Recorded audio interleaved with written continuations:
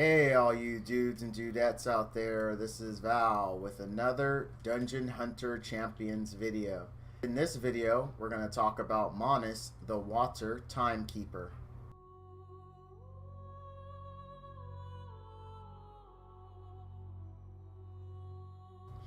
Alright guys, Monis, we all know him, we all love him. He is one of the most versatile and required units currently in the game.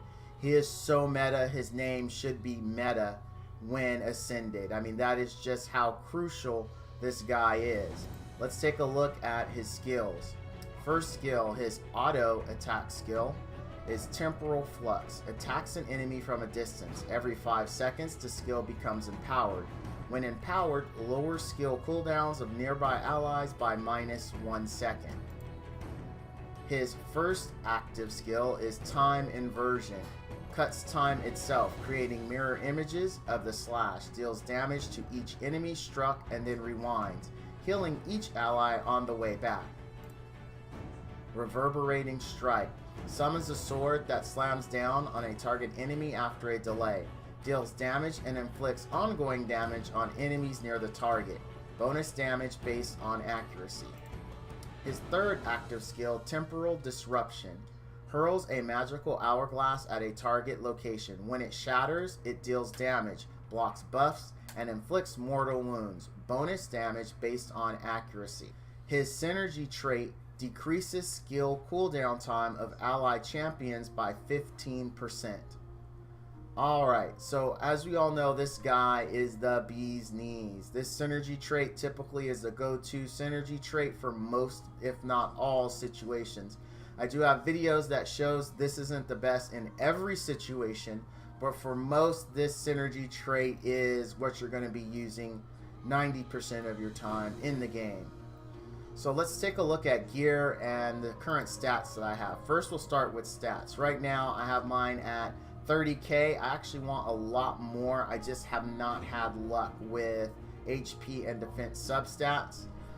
We've got here 700 defense, 51% crit rate, 1800 attack, not much bonus, and 80% accuracy. I am working on maxing out his accuracy so we can get some more bonus damage. So when you're building Monis, he is extremely versatile. I mean, you can build him several ways, and we're going to talk about first how I have mine, and then we'll go over other builds.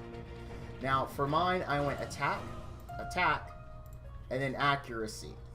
So the reason why I went this build is I was running a pure support build. Then one of my viewers mentioned that he does great damage and he is worth going to attack. I actually did that. I don't have any regrets, but in order to do that, if we went back to my stats, I did have to sacrifice max HP to do that. I'm in the process of repairing that, trying to get him more, but this is what he is. Now we go back to gear. This is perfectly valid for a DPS Monis build. However, if you are looking to make your Monis DPS, I would highly recommend that your gear have max HP and flat HP substats as well as defense. You want a combination of those. If you look at mine, I don't have max HP everywhere. I don't have defense anywhere. So it's not really the greatest. When I say defense, I don't count flat defense. I'm looking for defense %. Because you do want him to be able to survive. That is the name of the game, especially in the new Ascended dungeons. I'm actually changing mine because of the Ascended dungeons. Now, in SW 1 through 10 and ED 1 through 10, you can get away with this kind of HP. It's not a problem. It works. He'll live. However, in Ascended dungeons, having only 30k starts to become a hindrance on your Monis.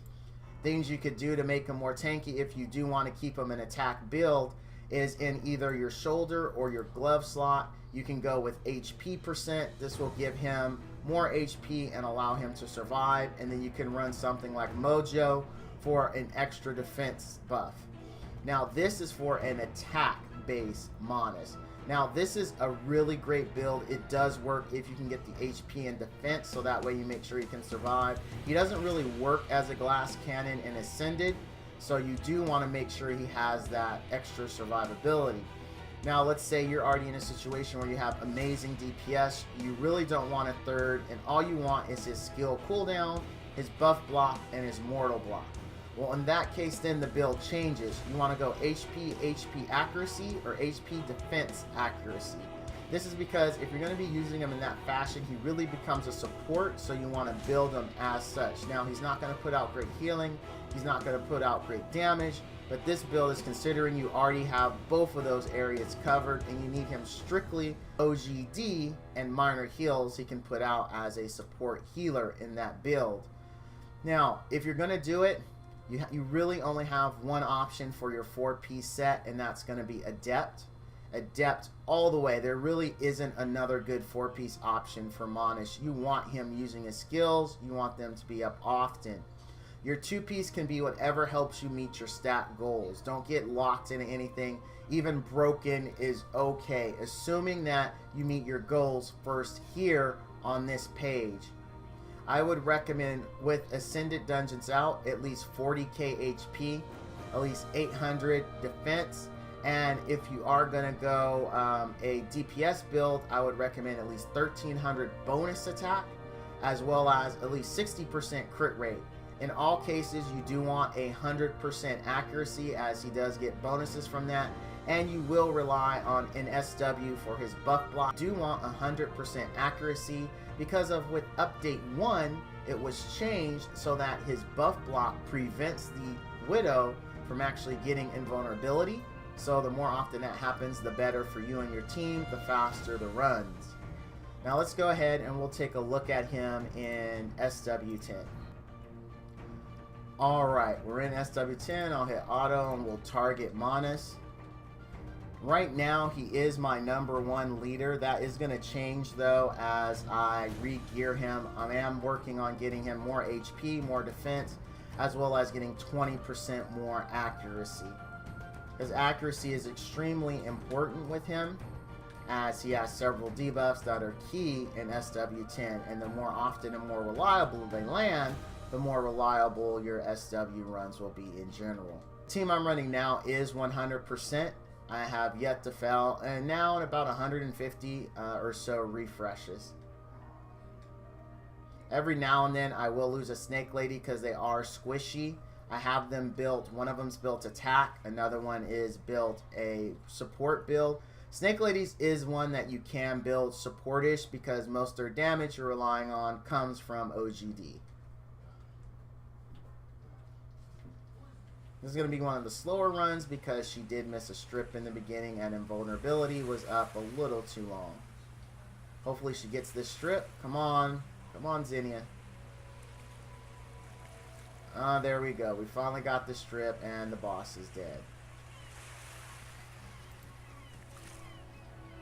Let's take a look at Manus' numbers. Alright, as you can see, he did 360k. But that's the kind of damage you can expect from attack build. And again, remember, I didn't plus 15 the shoulders or the gloves, which is my attack slot, so he can even do more. We'll take a look at him in ED10 next. Alright, let's skip that.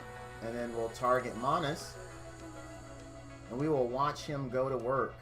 Now in this team, I have focused heavily on DPS. I ended up taking Mojo out and putting in Kendrick for the extra DPS and OGD. This team has yet to fail me. I took out Mojo because I felt like it was stable enough and I didn't want to speed up my runs. I could put him back in. I would just swap out Kendrick and I would get more sustainability, but I would, or excuse me, more survivability, but I would lose DPS. And again, the name of the game is going to be reliability over speed.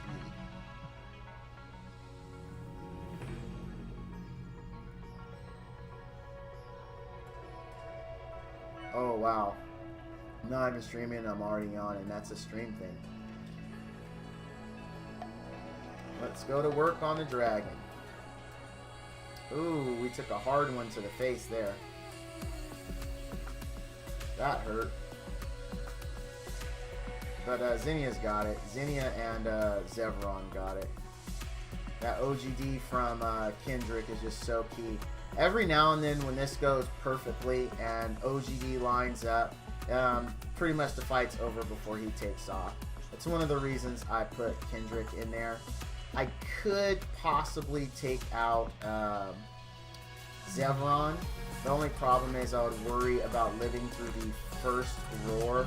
If someone gets, if they get stunned and he bites, it's possible a lot of people could die on that. So, but if I put in a Snake Lady there, more than likely Kendrick, Snake Lady, and Monis could kill the boss reliably before he takes off, instead of just when everything lines up perfectly. There we go. He is down. Let's take a look at Monis numbers. Alright, Monis 462k here. Pirate and Snake Lady basically running neck and neck. And we've got Zevron pulling up the rear. So overall, Monis is just required. What you don't see and what those numbers don't account for is his cooldown reduction, helping everyone achieve the numbers they got, which is what makes Monis such a key team member. Not only is he as an individual good, but he makes everyone that he's with even better. That is why he is a perfect 10 out of 10. He is someone that you can put in every team, you can take into every situation, and not only will he perform, but he will make everyone around him perform better. If you are going to build him, again, Adept as the 4-piece, and whatever 2-piece meets your stat requirements. Well, and that's going to be the video. Thank you all for watching, and all you dudes and dudettes out there, stay frosty.